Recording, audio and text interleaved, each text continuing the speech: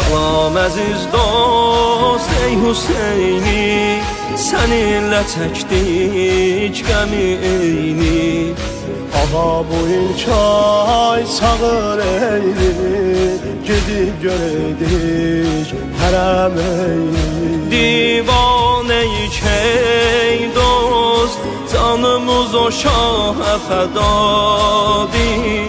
Ağalara şahdı ağadır, o Hüseyin əzizi xudadır. Məstanəyik ey dost, bu necə qəribə havadır. Nəfəsimiz ətri əzadır, qəmin adı Kərbəladır. Dəvət eylə bizi Sultan-ı Kərbəla, aldı ömrümüzü hicran-ı Kərbəla. düşsə bir də yolu karvanı Kərbəla. Lütf et bizdə ola mehman-ı Kərbəla.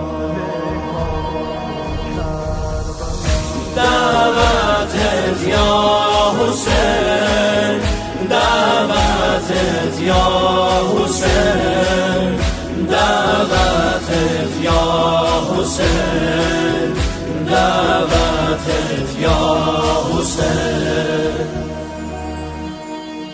Ağam Hüseynin qapısında səninlə digər ucalaydı. Sen yolunda ey aziz dost, Habib kimi kaş qocalaydı. Aşiqlərə hər an ağamın əzası şəfadır. O qəm özü dərdə dəvadır, hərəmi behiştə səfadır.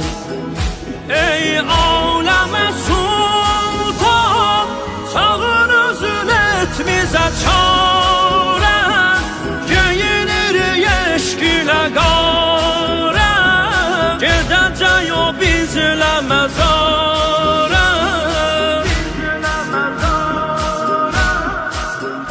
Dəvət eylə bizi Sultan-ı Kərbəla, aldı ömrümüzü hicran-ı Kərbəla. düşsə bir də yolu karvanı Kərbəla.